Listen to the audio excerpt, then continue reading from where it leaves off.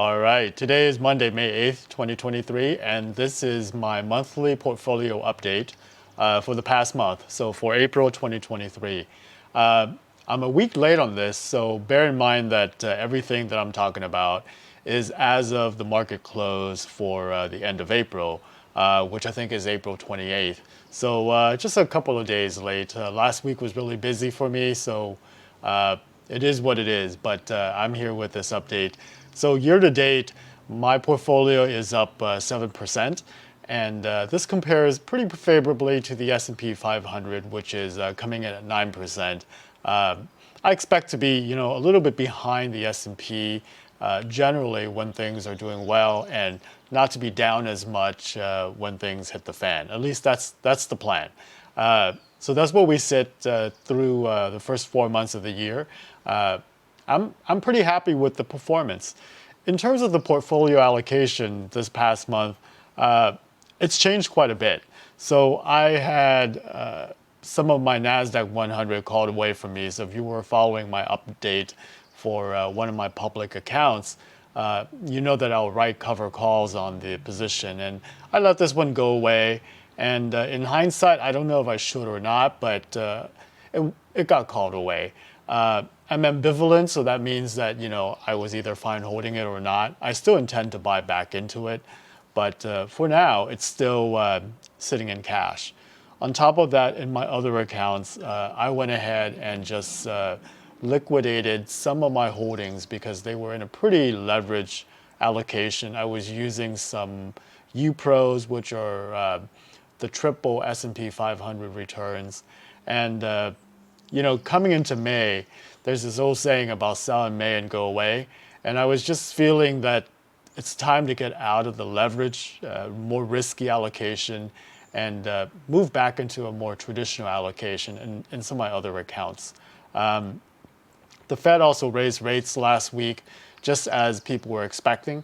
So, they raised it by 25 basis points and all that. So, that goes hand in hand with me wanting to just reallocate from a more risky asset allocation to a more conservative one, not using those leverage funds. So as a result of that, if you're looking at my portfolio allocation as of the end of April, I'm sitting in 41% cash, only a little bit in equities, and the rest spread out between REITs, gold, and long-term bonds.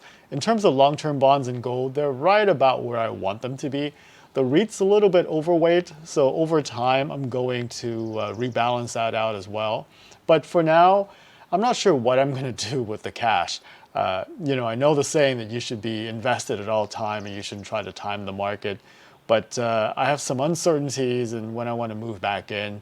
So in the meantime, what I'm going to do to kind of stabilize and generate income as I wait to rebuy into the market is to use the cash position to just buy cash secure puts. In terms of my target allocation, that has not changed. I still want to be in about 60% equities with the rest in long-term bonds, a bit of gold, and a bit of REIT. So that's where we are in the month of, through the month of April, I should say. Last week was a little bit weird. There was some volatility, some pretty heavy down days. After the Fed spoke and raised rates, and then after the employment numbers came in, which was a lot higher than expected, things went up just a little bit, but I think that for the month of April, the overall market was relatively flat.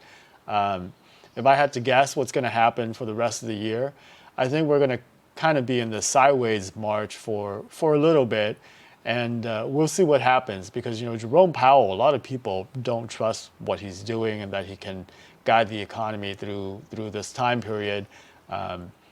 He himself said that he thinks it's a better than 50-50 chance that we'll have a soft landing or even no recession. Whether you believe him or not, who knows? But that's where we are right now.